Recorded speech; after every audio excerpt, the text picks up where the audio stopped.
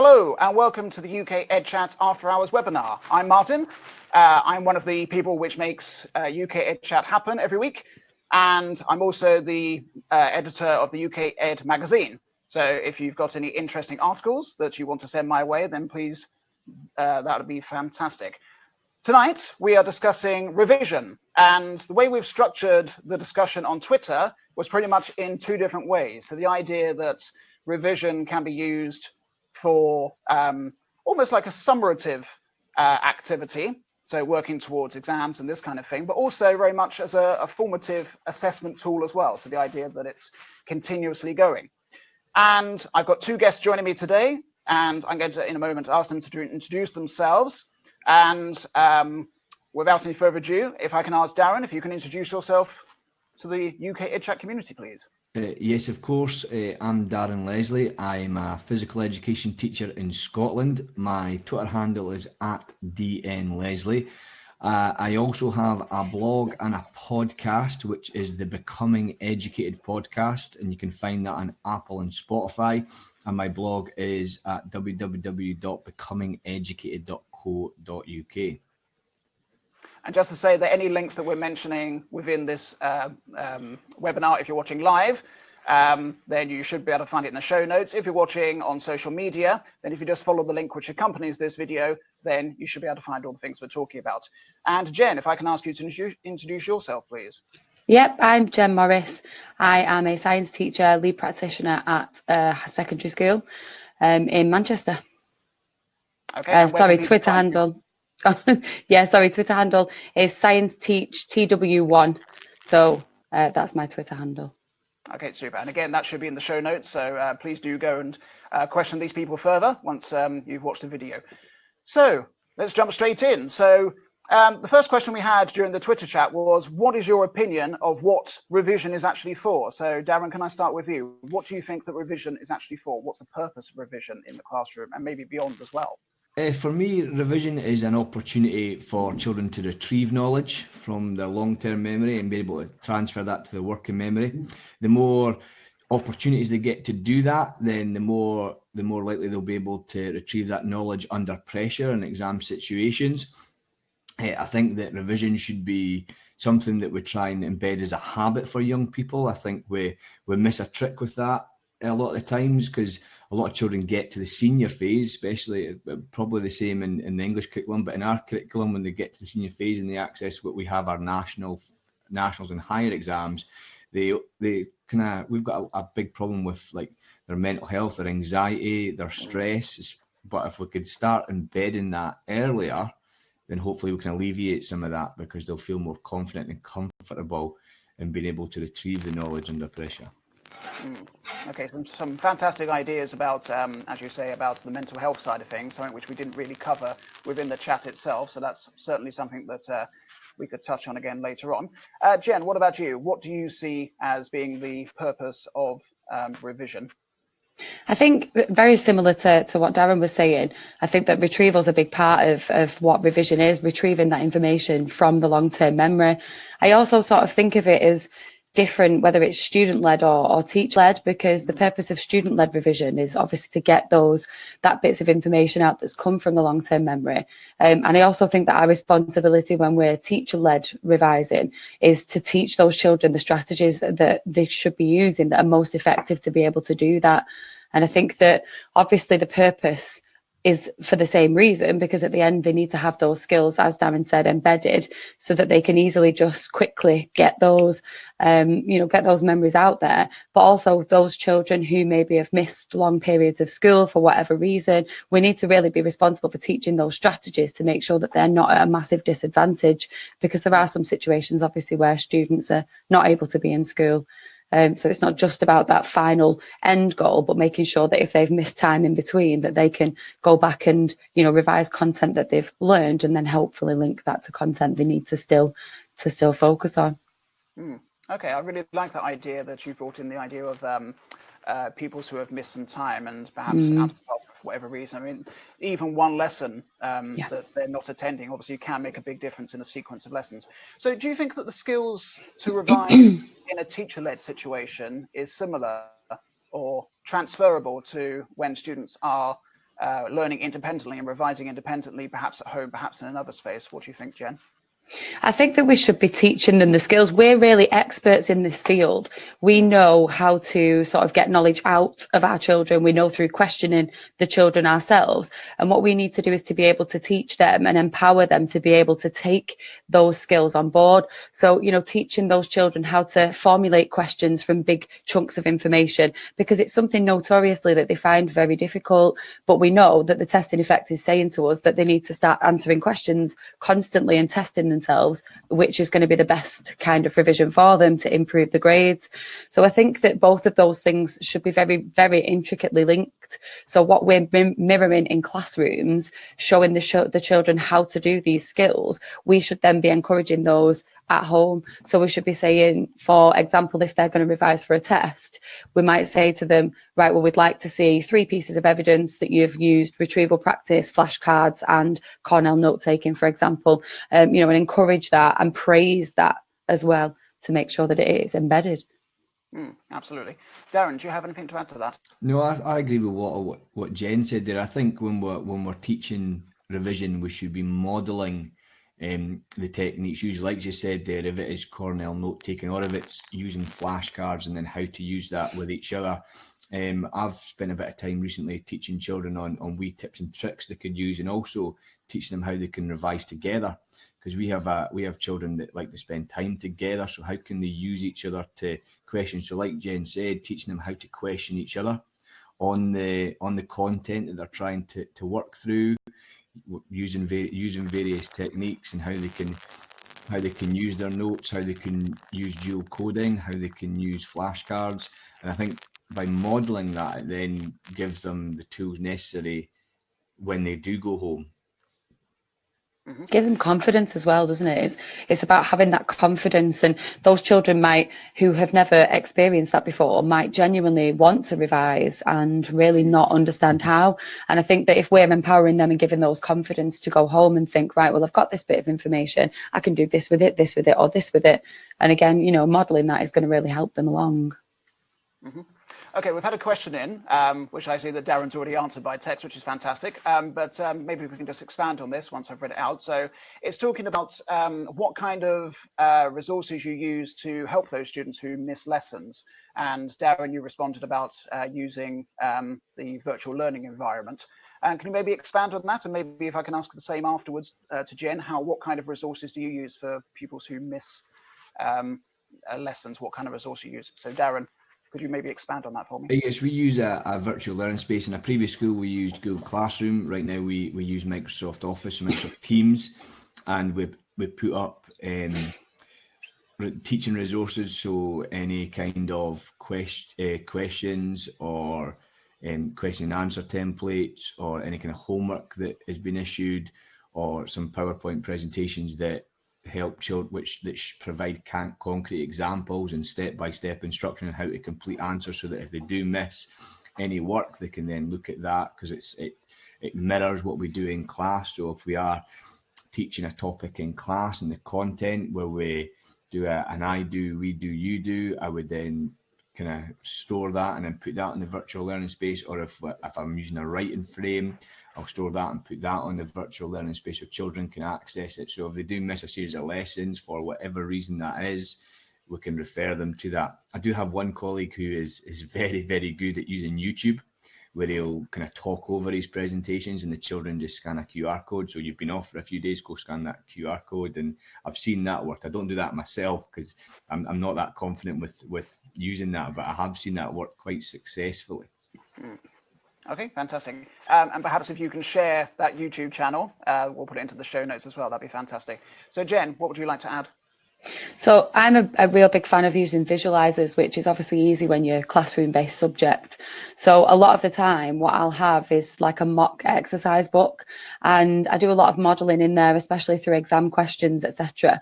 So some of the things that I'll do when children have missed lessons is to photocopy that mock exam book and then supplement that with some practice in whichever sort of questions we've been answering, or maybe it's some extra work to go along with that, just to extend their knowledge in that subject. But I find that obviously it's better than photocopying an exercise book, because I know that the quality is going to definitely be 100%. And I can also add like questions if I want to stretch that student particularly, or, you know, if they've missed a stretch of lessons, then it just saves them time and they can actually focus on practice rather than the copying or everything else that they might need to do to catch up. So we've touched on some of this already, but what kind of revision skills, techniques, practices could you use or do you use in your classroom, which can help perhaps scaffold a lesson, perhaps scaffold a particular sequence of lessons, but very much support the learning which is happening within the classroom at that time, not about tests particularly. So actually supporting the learning which is happening in the classroom. Jen, if I can maybe come to you first. Yeah, I've just started a new school actually in January, and one of the things that I'm really pushing there is retrieval practice, and linking that with dual coding. So there are quite a lot of gaps in the learning for year 11 and year 10, which obviously I've noticed straight away.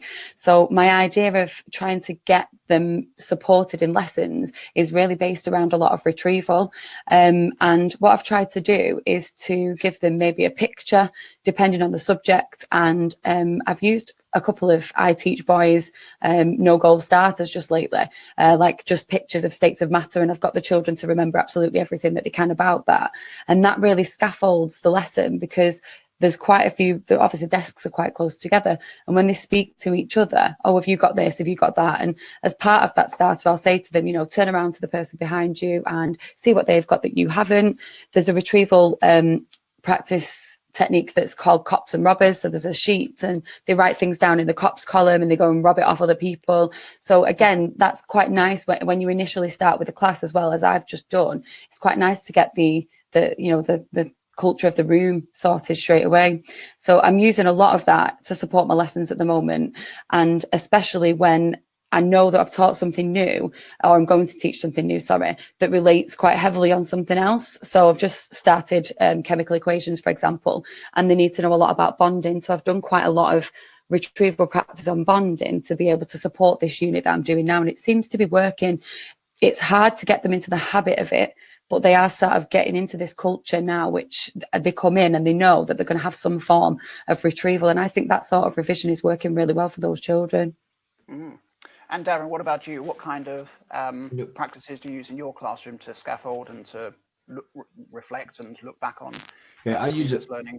Just like Jane, I do use some retrieval practice. A lot of our work in physical education in the senior phase, and especially in our National 5 and higher course, it's depth of writing. So we use a lot of writing frames and sentence starters. I recently kind of adopted I read a great post on Doug Limov's Field Notes about trying to reword sentence starters that gets children to think a little bit more, rather than giving them the sentence starter, you reframe it.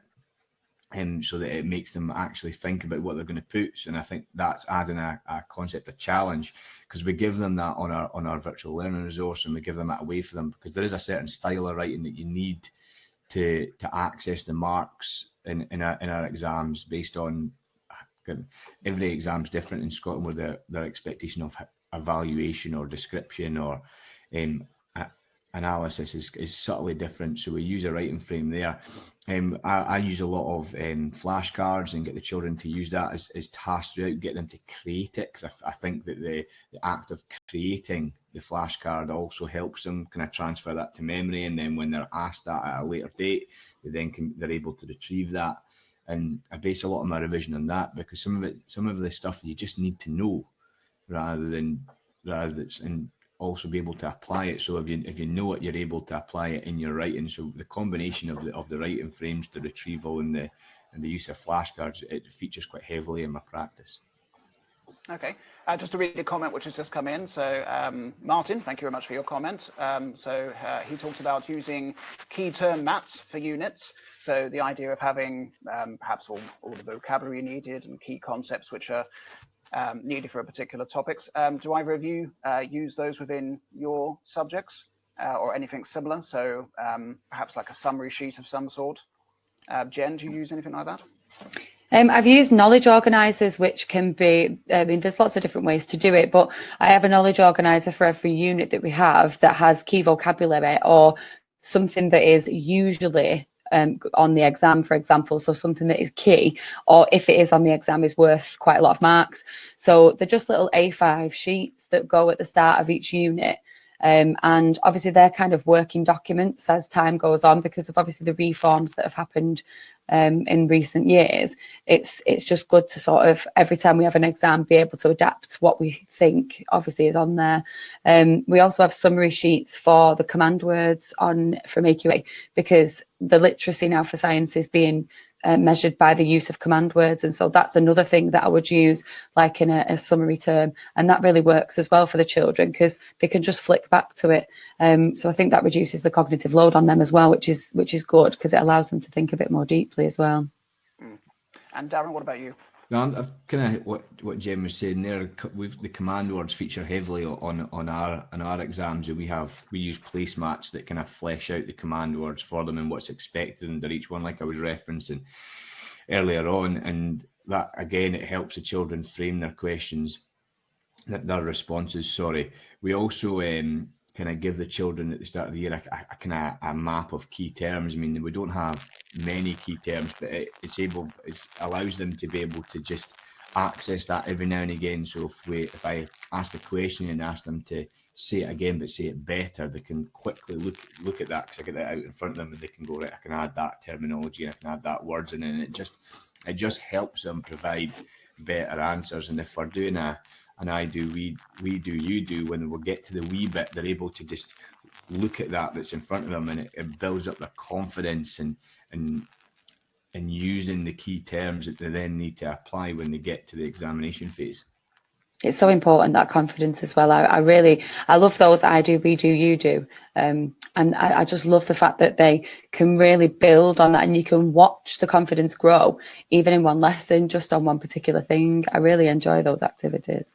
Absolutely. Do you have any other? Sorry, do you have any other kind of activities that you use to build confidence specifically surrounding revision practice? Jen, do you have any other? I think because what I'm trying to do at the moment, we have organised revision on a Monday for year 11. So this at the moment is year 11 specific. But what we've decided to do is, even though we've allocated topics to go over, what we've decided to do is each week teach a very specific skill, although not necessarily a different one, because we want to make sure that it's embedded. However, we started off with self-quizzing last week. So this was obviously the first time we'd done it, and we got the children to fold sheets of paper in half and write questions and answers, and then obviously fold it back over, try and answer their own questions from memory, then swap over. And we're trying to encourage, as you said before, Darren, about involving each other. There's quite a lot of sets of twins in this year 11 for some reason, and I was saying this at parents' evening, that they need to use each other as a resource, and obviously teaching them those skills, as I've said before, is really helping them with their confidence. I've done today, I did a walking talking mock, so I had the whole of year 11, and I actually modelled all of the thinking on a few exam questions that were really about working scientifically. And the students initially were like absolutely horrified that they were going to have to sit in the hall for 2 hours, and they were really quite negative coming in. And then when they left, they were just blown away by the fact that they'd got so much out of it, which was really nice. And so many of the children took the time out to say thank you and tell me that they'd really taken something from it, that it seems like it's had a really big impact. So I think that's going to improve the confidence for the mocks next week as well. So you mentioned about they were horrified to go into a particular place, into the sports hall in that case. Do you feel that the environment where the revision is happening, Darren, if I can ask you first, plays a part in perhaps how effective the revision is, and perhaps also ease of getting resources? What do you think? I think the environment's everything. I speak to parents about kind of how they can help. I think a lot of parents are keen on how they can help their children revise. And there was I interviewed Bradley Bush of Inner Drive for my podcast, and he, in his book The Science of Learning, there's a great study there about how if children who listen to music with lyrics compared to children who listen to no music, the children who listen to no music attained up to 60% more. So I'm using that as evidence to say, well, when your child's revising, do they have a quiet space? Is there no music? Can you take their mobile phone off them? and just encourage them to do it in small chunks. I said on Twitter in the UKEdChat, after been trying to get the children to understand the idea of spacing and interleaving, can they study for little and often throughout the year so that the knowledge builds up, and asking parents to help. Can you give them a quiet space, a big desk if you can? I mean, even just a small desk, depending on where you live and what your dynamic is. I mean, a lot of our children are in big families and smaller, like a housing. So can you give them the kitchen table for an hour? Can you give them it for half an hour? And then can you make sure that the noise is kept down? So kind of inform our parent body and also inform the children. This is really important. It's really important that you don't check your phone every 5 minutes, that you don't put on your Beyonce album. It's important that you just focus on what you've got in front of you and to learn. And if you can build that habit over time, you'll be a more successful learner.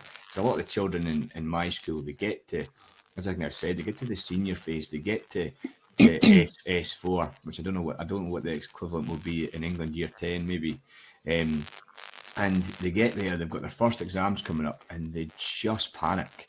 Whereas if we can try and embed that skills earlier and take the panic away so that it's more comfortable for them, that would be exactly what they need. Okay, on a similar note, perhaps, so not just the learning environment, but perhaps the time of day or a particular time within a lesson or a particular time within a session, maybe at home in their homework schedule. Do you think that there's an optimal time to be able to revise? Jen, what do you think? I'm not really sure that that you can blanket to every child, to be honest. I think that depending on whether you can wake up 10 minutes earlier and do a bit of revision before you go to school, or whether you spend a bit of time in the evening. Lots of people are different in the time that they've got the most concentration, night owls and early birds, etc. I think that, when we're thinking about time in a lesson as well, that can be really dynamic, because I think sometimes you can even end up doing something in terms of revision and teaching them a skill of revision just kind of off the cuff, because you've reacted to something that you've realized you've found a gap for. So I don't think there's any set time to be able to do it in the short term. I do, however, think that we should be doing it a lot earlier in the long term. So as you alluded to earlier, Darren, I do think we need to make sure that we are not just thinking, oh my gosh, it's panic stations, it's year 11. We need to look at what year 7 are doing and build their confidence, teach them one skill in year 7 and really embed it, teach them another in year 8, really embed it, carry on all the way up to year 11. They'll have a whole host of things that they can do very well. And not only that, it's going to have led to success in their tests all the way through school. And we all know that success is the biggest internal motivator. So that's then going to push them on to want to do even better, because they feel like they're succeeding. And I think that that's probably with engagement and disengagement in subjects that, are notoriously hard, like science. I think this is where we're going to be able to sort of crack that. If we can really embed those skills early on and improve that confidence, then that's going to be half of a battle won by the time we get to Key Stage 4. Absolutely. Darren, do you have anything to add? No, I'm the same sentiment that Jen was saying there. I think it's really difficult to kind of push a number or a time on children, because many of our children have younger siblings or older siblings, or need to help their mums and dads with the tea, with the ironing and so on. So it's whenever's best for them in terms of a time. But as I said earlier, I think embedding the skills, exactly what Jen was saying there, really embed one in year 1, really embed one in the next year and another one in the next year, so that they have the tools, so that when they start their courses in the senior phase, they can just get straight to learning all the way through. And then by the time you get to exams, it's just easy. It's just a checkpoint for you just to hit. You get your grades, and then if you we do prelims. I don't know if you call them prelims as well, but when you get to prelims, I always like to say, well, that's where you are now, and you got a B. You're going to get an A by the time we get there, because we've embedded that habit. But if the children are panicking and not do well, and they're, like you were saying about reaction, not doing well on their prelims, and we haven't embedded that skills, we've got like a 3-month period to change that, and that's just not long enough. And the final question for you first, Darren. What would be your top tip, perhaps 1 or 2 top tips that you'd like to embed in your own classroom to share with the UKEdChat community, and perhaps some interesting skills which you've learned in your own classroom to pass on to teachers who may want to use it in their own classroom? For me, I think really embedding space retrieval practice into your do now activity. You know, always going back through, maybe having, if you've got 10 questions, having 5 in your current topic, but the other 5 are made up of topics previously, and that will help children access knowledge and have to think about knowledge they've already got and retrieve that, and then using that also in your homework. So maybe having a couple of new questions where they have to apply knowledge that they're currently learning, but also questions where they have to think back to learning. I'd also like to encourage children to that idea of spacing and interleaving, where they might, if they've got 5 days a week and you're going to revise for a 1 hour every night. I mean, I don't think you should be encouraging children to revise any more than that, because they should be able to socialise and be with their family and be with their friends. But if they finish school at 3:30, if they can use 4:30 to 5:30 to have their dinner, then the night's their own. But in that hour, they've revised for 2 subjects, and they've revised key topics with key skills that you've modelled as a teacher in the classroom that they can apply. And also, if you've informed the parents of how to do that and how they can help, then if you do that and embed the habits, I think revision's a lot of habits, because we have an attainment gap in Scotland that is quite wide, and I mean it's poverty related and it's support related, and it's all the same. But if we can close that by just educating and informing, and I think a school has a responsibility to embed those revision skills. I mean, we chat a lot of that in our school, because children enter S1, S2, S3, and then they enter the senior phase, but they've not been challenged for 3 years. And then challenge hits them in S4, and it's like, wow. Whereas we should be challenging them right the way down. It should be right from the start. And that's definitely advice I would give to any school. If we can put a bit of pressure on when they get to year 7, in England, or S1 in Scotland, but do it slowly and embed the skills so that it's not a surprise when they get to the senior phase and are hit with exams. And that would lower the stress and anxiety our children would feel, and they would just feel more confident going into exams. And I would love all my children to just get to exam, and before they're going in, they go, "Mr. Leslie, sir, I'm going to nail this today." I would love that. Yeah. Absolutely. And Jen, what would your top tips be? I think obviously echoing the things that Darren has said, I think making sure that we are not just putting that massive pressure on them in year 11, and that we're really, really embedding things early on. I think as well that what we should be doing is talking between departments and different subjects, because I think that when we're embedding those skills, we all need to be singing from the same hymn sheet, and we need to be doing it in the same way. So the children need to get a really consistent approach to how they're learning to revise, so that we're able to then, empower them and make sure that they're going to be able to do that correctly. So I think that in terms of empowering the students, we've got to make sure that the skills are all consistent, that they're not getting 25 different things from different places. And I think in lessons, they just need to be really immersed in it. And I'm finding at the moment, I don't think that the students that I've got were really experienced in retrieval and even low stakes quizzing. So I was putting questions on the board and the children were just looking at me. And then they were saying, I don't want to get it wrong. I'm just going to wait till you go through it. And I was saying to them, and this culture of it being okay to be wrong is what I'm trying to really embed, because the more that they practice this, the more that they see that nothing bad is going to happen when they've got to cross it out and correct it in a different colour in the book. The more that they get used to that sort of lack of caring about the failure so much in the lessons, and then they get used to that retrieval. And the other thing that I've noted as well, because the retrieval is the thing that I'm focusing on at the moment in terms of revision, is to give them the opportunity for success. So I tried very hard at the beginning to not allow them to look at any notes or have the revision guides or anything with them. However, I do give them the opportunity with maybe a 2-minute period at the end of the do now, or whenever the period is in the lesson. I'll give them that opportunity to find some information, so that there are not children that are sat there day in, day out getting switched off because they don't know anything, and their book is full of red pen, and so they then get the chance to at least answer maybe 3 out of 6 questions in that last 2 minutes. So that's another tip. Don't do it to the point where the children don't have any success, because it will just switch them off. Mix it up as well and make sure that they're doing different things all the time. Okay, that's fantastic. And just a reminder for people watching where they can find you on Twitter if they want to follow up anything that you've said. Jen, where can they find you?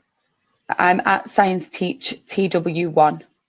Okay, and Darren, where can people find you? I'm at DN Leslie. Okay, and I've been Martin. You can find out more from me at ICT Magic on Twitter.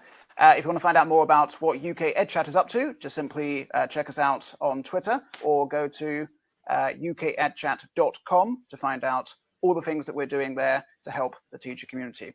So it only leaves me to say thank you ever so much for joining us tonight. No problem. Thank you. Thank you very much. I hope you've enjoyed watching, and goodbye.